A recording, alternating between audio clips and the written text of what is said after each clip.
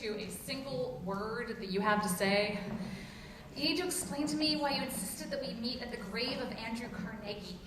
Because you know I will take no part in any schemes to raise anyone from the dead. Especially after that whole, hey, let's bring Henry Clay Frick back from the dead and have him buy us matching pink Vespas fiasco. I mean, he followed us around for like a year after that. Look, okay, I don't care what kind of crazy scheme you have in mind. I am done having centuries-long dead sugar daddies in this operation. Margaret, listen.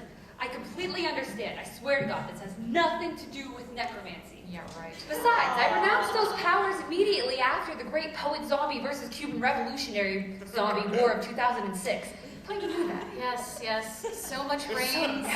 So much brains, and yet so little understanding. But really, I actually brought us out here for one very particular purpose. Yeah, you normally do. Okay, can we make this quick though, so the gravediggers don't recognize us?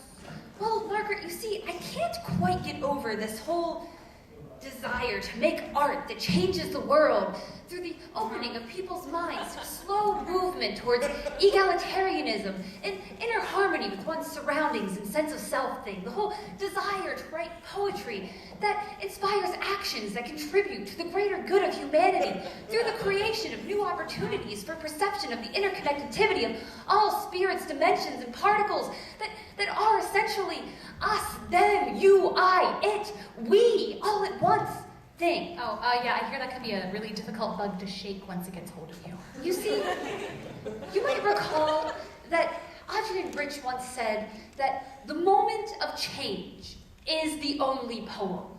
Likewise, Percy Shelley wrote, nearly a century before, that poets and philosophers are the only heads of state and catalysts of change. Crystal, would this have anything to do with the mass text message that you just sent out about protesting the existence of rich people? Well, yes, but you see... But Crystal, look, before you go any further, just understand that it's a bad idea, it's not gonna work, it won't do anyone any good.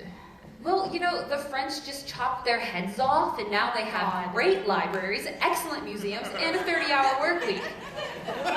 So, you're saying that I should get out my guillotine? No, I am not saying that you should get out your... Wait, Crystal, please tell me you don't own a guillotine. Whatever you want to hear, Margaret. Whatever you want to hear. Look, Crystal, you need to have, like, a vision, a statement, and preferably a plan of action that does not include 19th century torture and execution devices. Okay, all right, Margaret, for once, you underestimate me. Oh, really? All right, I actually have a method to my madness now. Right. See, I want to save the libraries, and I want to do it through the power of the people.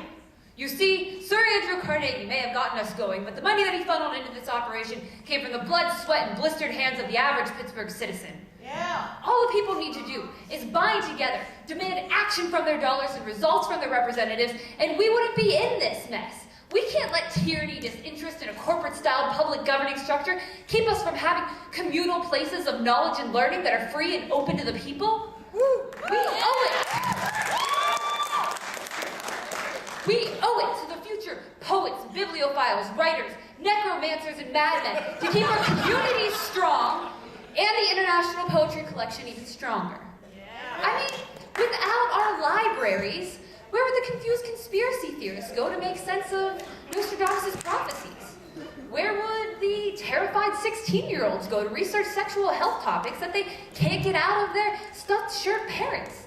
And where would the ridiculously cheap people go to rent movies? Where, I ask? And so you simply couldn't have made this pronouncement without forcing me to trek out to a cold, overblown mausoleum in the middle of a winter's night, and let me note, in New York, no less. Well, obviously not. Wait. Andrew Carnegie's grave is in New York? We have a long drive home. We better get going. Yeah, all right.